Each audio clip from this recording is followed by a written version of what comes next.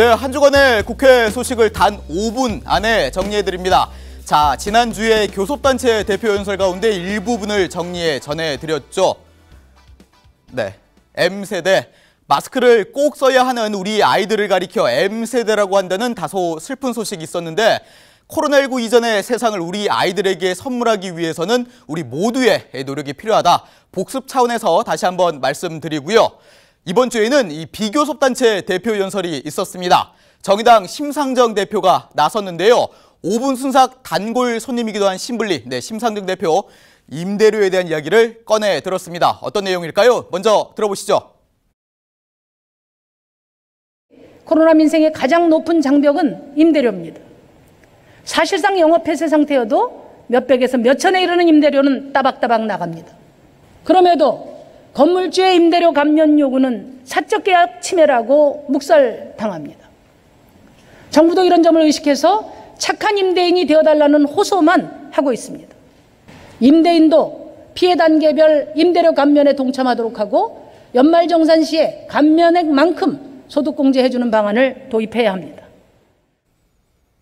네, 그렇습니다. 사회적 거리두기 강화로 일부 상인들 강제로 점포문을 닫아야 했죠. 또 일정 시간 이후에는 점포 안에서 음식을 팔지 못하는 곳도 있었습니다. 자, 장사를 못해서 돈을 벌 수 없는 상황이 됐는데 임대료는 내야 하니 돈을 빌릴 수밖에 없는 상황이 된 거죠. 이런 분들을 정부가 나서서 도와줘야 한다는 거였는데요. 누리꾼들의 반응 어땠을까요? 네, 맞는 말이다. 영업은 강제로 제한하면서 영업을 할 수도 없는데 임대료는 그대로 임대인에게도 같은 조건을 취해야지.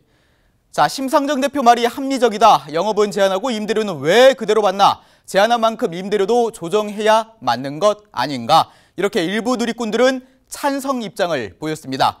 반면에 상가 소유자 50에서 60%는 은행에서 대출받아 상가를 산다며 은행 대출이자를 감면해줘야만 가능한 얘기다. 이런 의견과 그런 맥락이면 나라의 재산세와 소득세는 왜 보장하냐? 이렇게 반론을 제기한 누리꾼들도 있었습니다. 자, 심상정 대표는 임대료를 감면하도록 하는 대신에 연말정산 때 임대료를 감면한 임대인들에게 소득공제를 해주는 방안을 도입해야 한다. 이렇게 얘기를 했는데요. 누이 좋고 매부 좋자고 내놓은 방안인데 국민들의 반응 엇갈리고 있네요. 자, 국회에서는 물론 각종 뉴스에서도 연일 회자되고 있는 이야기가 있습니다. 4차 추경안, 2차 재난지원금, 그리고 통신비. 정부가 4차 추경을 통해 전 국민에게 통신비를 지급하겠다는 데 대해 여러 주장이 나오고 있죠. 누리꾼들의 의견도 팽팽한 상황인데 각 정당들은 뭐라고 했을까요? 자, 먼저 국민의힘은 1분기와 2분기 통신비 지출 오히려 감소했다며 이 난국에 통신비가 급한가? 자기 돈이라도 이렇게 할까 싶다며 강하게 비판을 했습니다. 다음은 정의당입니다. 네, 정의당도 모든 야당이 반대하고 있고 심지어 정부와 여당 내에서도 반대 의사를 보이고 있는 이들이 있다며 통신비 지급 방침을 철회해달라 이렇게 정부에 요청을 했고요. 열린민주당마저 마찬가지 의견을 냈는데요. 이 보편적 지원 측면에서 실질적인 효과가 의심스럽다. 그리고 국민의 돈을 가지고 정부가 선심을 쓴다는 비판을 받을 수 있다면서 통신비 2만 원 지원은 철회하는 게 좋겠다. 이렇게 제안을 했습니다.